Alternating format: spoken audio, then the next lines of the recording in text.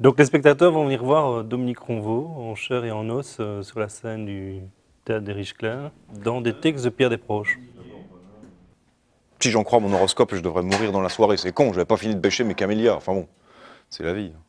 On est très respectueux de ce que Pierre Desproges a écrit et voilà, on a voulu essayer de garder la plupart des textes en entier. On a vraiment considéré que c'était un auteur genre Molière, enfin, c'est-à-dire que ça Un a une auteur. grande valeur, ouais, un auteur ouais, littéraire en soi et que pas de raison d'aller toucher à ça. Et justement, le travail du metteur en scène et de l'acteur, c'est d'essayer de faire le mieux possible avec cette matière-là et pas changer la matière elle-même. Un critique de film, dont je tairai le nom afin qu'il n'émerge pas du légitime anonymat où le maintient son indigence, écrivait dans un hebdomadaire dans lequel, de crainte qu'il n'y pourrisse, je n'enfermerai pas mes harengs. Un critique de film, disais-je donc, avant de m'ensabler dans les méandres sournois de mes aigreurs égarés entre deux virgules si éloignées du début de ma phrase que voilà-t-il pas que je ne sais plus de quoi je cause. Un critique de film écrivait à propos, je crois, d'un film de Claude Zidi, ouvrez les guillemets, avec des pincettes, c'est un film qui n'a pas d'autre prétention que celle de nous faire rire. Je dis merci. Je dis merci. Les thèmes qu'il a utilisés tout au long de sa carrière, c'est les mêmes aujourd'hui, quoi.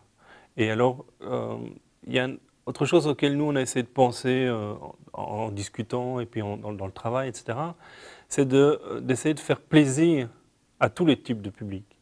C'est-à-dire qu'il y a les gens qui connaissent des proches, qui connaissent ces textes et qui vont venir peut-être en ayant des références, en ayant un son dans l'oreille, des choses comme ça. Mais on va essayer de leur faire plaisir par la façon dont Dominique interprète les textes.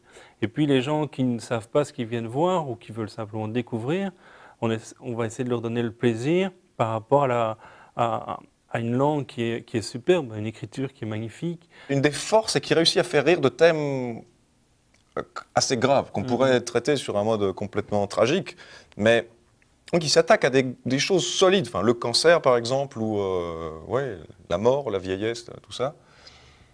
Et c'est avec ça qu'il fait de la matière drôle. Et c'est pour ça que c'est touchant aussi, par ailleurs. Oui, c'est ça.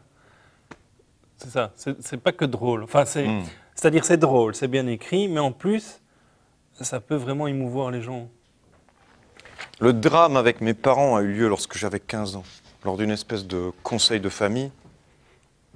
Mon père, qui était par ailleurs un brave homme de père, me dit « Mon fils, faut qu'on parle sérieusement. Ta mère et moi, nous nous sommes aperçus que tu avais un tempérament de fantaisiste. Tu seras fonctionnaire. »